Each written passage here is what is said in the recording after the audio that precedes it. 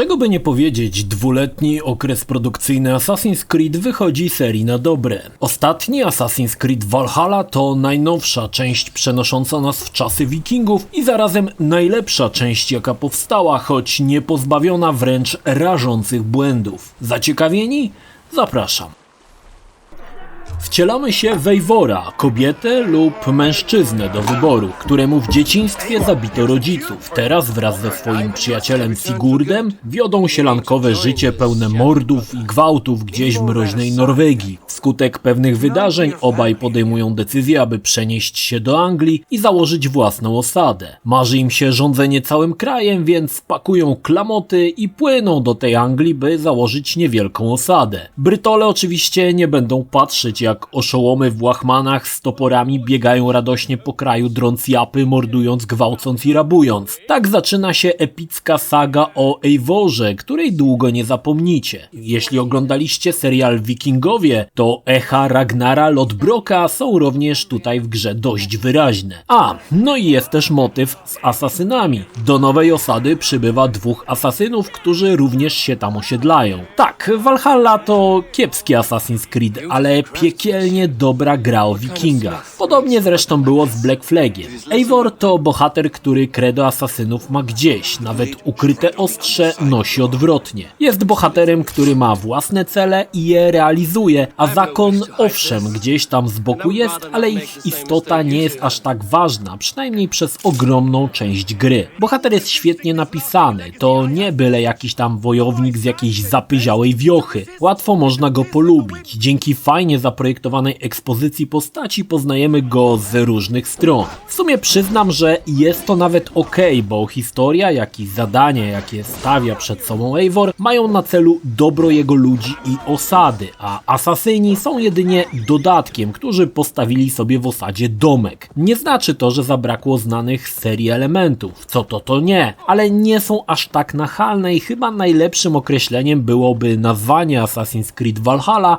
spin-offem dziejącym się gdzieś obok głównej serii. Co ciekawe, w grze napotkamy wybory moralne, na przykład kogo oskarżyć o zdradę, darować komuś życie czy stanąć z nim do walki i tak dalej. Często wiąże się to z konsekwencjami, jakich potem doświadczymy, a wybory stawiane przed nami są miejscami dość trudne, bo nic nie jest białe albo czarne. Widać, że nauka na Wiedźminie 3 nie poszła w las. Historia jest bardzo dobra i cholernie długa, tak cholernie długa. To nie gra, której fabułkę pykniesz w 12 godzin. Anglia jest podzielona na regiony, którymi rządzą władcy, książęta czy zwykli wataszkowie. Eivor za cel stawia sobie zjednoczenie każdego regionu. Każdy z nich jest osobną fabułą, z osobnymi bohaterami i wydarzeniami. Większość z nich kończy się potem bitwą o zdobycie jakiegoś zamku, choć nie zawsze. Anglię naprawdę fajnie pokazano jako mieszaninę chrześcijaństwa i pradawnych kultów i zabobonów, gdzie pomiędzy budynkami stoją jeszcze pradawne budowle rzymskie. Design świata na 5 z plusem.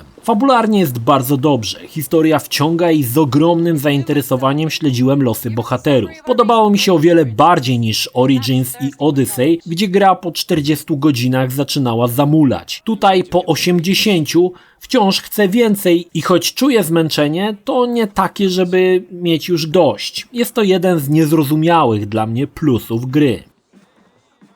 Anglia jest spora. Nie jest tak duża jak Grecja w Odyssey, ale jest spora.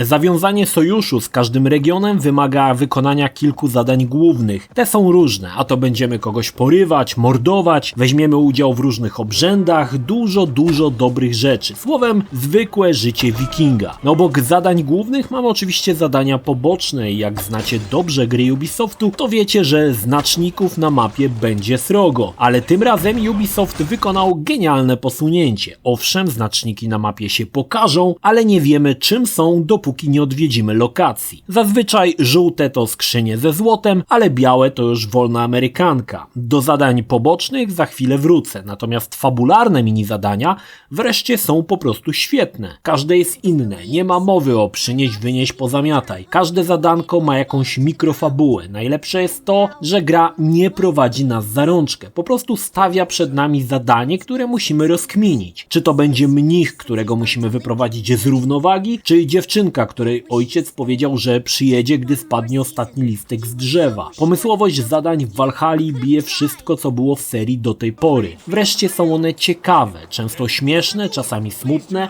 ale zawsze inne. W zasadzie ani razu nie będziemy robić tego samego. Myślę, że nawet te mikrozadania są ciekawsze niż zadania fabularne. Mniej tutaj patosu, zacięcia i górnolotnych frazesów, a bardziej przyziemne sprawy typu jak pogodzić rolnika i handlarza, czy jak dać nauczkę nudystom. Tutaj mini spoiler. Obok mapy Anglii dostajemy dwie spore mapy z mitologii nordyckiej z osobnymi zadaniami, znajdźkami i osobną historią, która również jest mega dobra. I jeśli podobały Ci się nordyckie motywy w ostatnim God of War, poczujesz się tutaj jak w domu. Assassin's Creed Valhalla to gra tak ogromna, że aż nie wiem od czego zacząć. W zasadzie większość czasu spędzamy na eksploracji i walce. Ta druga opiera się na odpowiednim używaniu ataku, bloku i uniku. Na wyższych poziomach gra staje się wyzwaniem. Niektórzy porównują walkę do gier Souls-like'owych i coś w tym jest, choć gra nie jest aż tak wymagająca. Eivor może walczyć różnym uzbrojeniem, wymagającym innej taktyki. Potężnym oburęcznym mieczem inaczej się gra niż młotem Kowala. Również elementy defensywne się różnią. Ciężka tarcza wymaga lepszego timingu przy blokowaniu niż lekka, okrągła tarcza. Jest tutaj dużo takich zależności, które są świetnie zarysowane. Również broń dystansowa dzieli się na 3 rodzaje łuków, co było już wcześniej znane w serii. Każdy oręż można ulepszać albo zmieniając jakość broni, albo ulepszając jej parametry, a do tego potrzebujemy surowce. A więc trzeba otwierać skrzynie ze skarbami, aby ulepszać oręż, jak i elementy zbroi. Walka, jak i w zasadzie wszystko w grze daje nam punkty doświadczenia, a te kolejne poziomy. Za każdy poziom dostajemy 2 punkty, którymi odblokowujemy umiejętności na ogromnym drzewku. I w sumie jest to dobre rozwiązanie, bo jeśli niektóre umiejętności są Ci zbędne, nie musisz ich odblokowywać. Drzewko ma 400 slotów do odblokowania, choć lwia ich część to ulepszenia ataku, zdrowia czy obrony, podbijające jedynie statystyki. Jeśli chodzi o eksplorację, mamy ponownie naszego wiernego zwierzodrona. Tym razem jest to kruk, który bystrym okiem oznaczy skarby lub wejście do jaskini. Gra pod kątem eksploracji ponownie została lepiej przemyślana. Skrzynie ze skarbami to ponownie mikrozadania, w których musimy pokombinować, jak się do nich dostać, i kolejny raz gra nie prowadzi nas za rączkę. Wiele razy traficie na skrzynię, która jest pod ziemią i potem trzeba kombinować, jak się do niej dostać. Może jest jakaś jaskinia, może gdzieś pod wodą, a może z chałupy jest wejście do piwnicy, a może trzeba wejść studnią. Wiele razy kminiłem, jak się dostać do tej cholernej skrzyni. Czasami na przykład musimy przez okno rozwalić zamek do drzwi, a czasami znaleźć klucz, który te drzwi otworzy. Eksploracja jest fajna, bo nie jest jałowa i choć przy takiej ilości skrzyń na mapie zaczynają się patenty powtarzać, to i tak jest to niezwykle zajmujące. A są i trudniejsze zagadki, jak odnajdywanie elementów oręża i specjalnych run, które dają specjalne umiejętności, które możemy sobie dowolnie przypisać. Przemierzając Anglię możemy skorzystać z konia, którego też możemy ulepszyć. Koń w wersji 2.0 potrafi na przykład pływać, ale pływać możemy też łódkami, czy naszym potężnym drakarem, zazwyczaj w pełnej obsadzie wojów, gotowych palić, gwałcić i mordować na nasze zawołanie.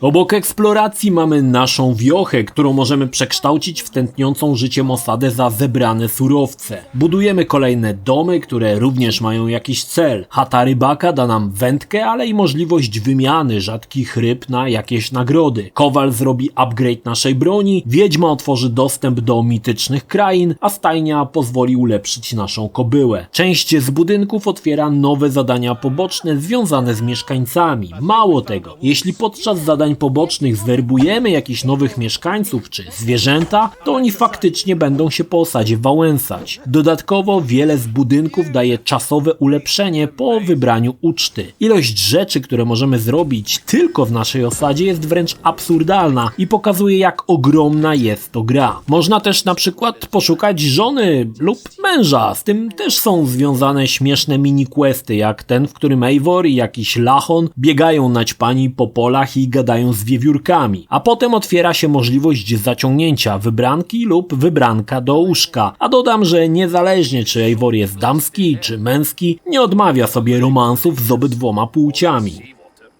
Ubisoft słynie z zadań pobocznych i oh boy, tym razem pocisnęli to konkretnie. Zadań jest bardzo dużo, od prostych typu zdejmowanie klątwy, kiedy trzeba zniszczyć symbol kultu i tutaj warto wspomnieć, że nawet te zadania mają fajnie przygotowane pod nie lokacje i environment storytelling. Czasami znajdziemy jakieś listy, z których dowiemy, co się tutaj stało, niemniej każde z zadań to kolejna mini historia. Znajdziemy miejscówki, gdzie możemy ułożyć kamienne stosy, no to akurat jest dość nudne. Poszukamy nowych tatuaży, których zdobywanie jest identyczne jak łapanie szantów w Black Flag. Są miejsca ze specjalnymi kamieniami, gdzie musimy złożyć odpowiedni obraz, stając w odpowiednim miejscu. To akurat znacie chociażby z Batmana od Rocksteady. Są ołtarze, które wymagają złożenia ofiary z określonych surowców. Oczywiście pojawiają się też templariusze, którzy są dość mocarni i walka z nimi może napsuć krwi. Zapolujemy na rzadkie zwierzęta, ponownie z fajnymi pomysłami, jak ten z ogromnym niedźwiedziem w składzie wina, który w czasie walki jest coraz bardziej pijany. Są miejsca, gdzie zjemy halogrzybki i spróbujemy rozwiązać ciekawe zagadki. Powalczyć w piciu na czas miodu, czy niestety zupełnie nieudany pomysł pyskówki, gdzie zmierzymy się na rymowanki. Niestety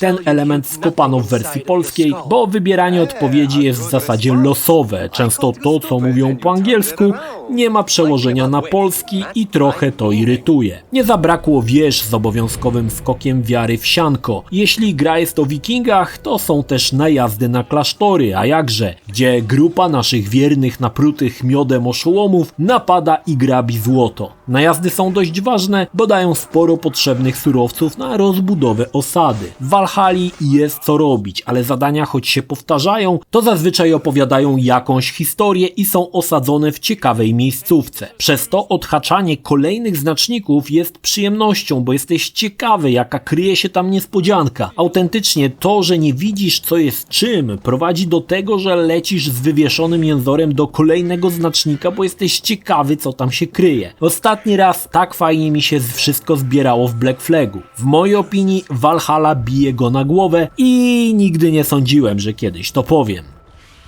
Jeśli chodzi o oprawę, jest świetnie. Nie wiem, czy dlatego, że klimat Anglii mocno przypomina polskie knieje. Miejscami nawet śmiałbym powiedzieć, że przypomina Wiedźmina 3. Lokacje są wykonane przepięknie, miejscówki urokliwe. W Brytanii napotkamy jeszcze budowle z czasów rzymskich, dziś obrócone w ruiny, a nie gdzieniegdzie zaadaptowane przez mieszkańców. Ogólnie Wielka Brytania ostatnio ma szczęście do gier. Jakiś czas temu Forza Horizon, chwilę temu Watch Dogs Legion, a teraz Valhalla. Mam nadzieję, że i Polska doczeka się w końcu jakiegoś otwartego świata. Ubisoft w serii od zawsze potrafił oddać świetne stroje i architekturę. Tak jest i tym razem. Nie sposób się nie zachwycić nad ubiorem Eivora, detalami jak róg, który nosi przy pasie. Odwiedzając domy mamy całą masę asetów, od pierdół typu kosz z jabłkami, po piękne rzeźby czy misterne konstrukcje. Jest na czym oko zawiesić. Do tego na Xbox Series X gra działa w 4K i 60 ramkach i odbiór gry jest diametralnie różny. Płynność cieszy oko, choć oka nie cieszy screen tearing, który zdarza się tutaj niestety dość często. Tak czy tak, sama płynność sprawia, że gra się w to po prostu przyjemniej.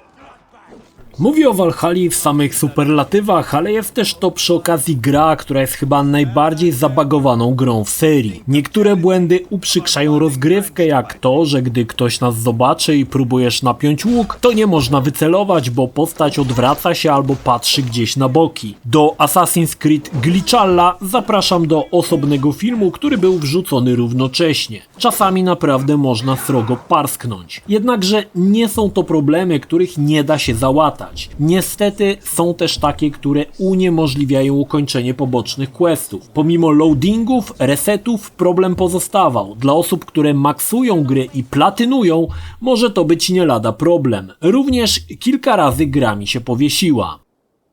Assassin's Creed Valhalla bardzo mi się podobał. Jak wspomniałem, wściekle dobra gra o wikingach, której poświęciłem 85 godzin. Dużo, ale uważam, że ten czas spokojnie mógłbym wydłużyć dzięki ciekawej, dobrze zaprojektowanej eksploracji, która zachęca do odkrywania świata, dobrze rozpisanym questom pobocznym i zadaniom. Czy gra zaczyna zamulać? Tak, czułem zmęczenie, ale dopiero po 80 godzinach. Ale po kilku dniach znów zapragnąłem powrócić do Eivora. Najlepsze w tym wszystkim jest to, że ja nawet nie za bardzo lubię wikingów, no nie tak bardzo jak piratów. To tylko pokazuje, jak Ubisoft dokonał rzeczy, na którą czekałem od Black Flaga. Owszem, jako Assassin's Creed sprawdza się tak sobie. Niby te wątki gdzieś tam się przewijają, ale są one na dalszym planie. Czy polecam? Oczywiście. Nawet ogromna liczba glitchy i bugów nie przysłoniła wielkości i świetności tytułu. Pewnie za jakiś czas wyjdą odpowiednie patche, które naprawią to i owo, ale nawet bez nich Valhalla jest masakrycznie dobra. Grajcie, bo to aktualnie najlepszy Assassin's Creed, jaki powstał, choć Assassin's Creed'a w nim niestety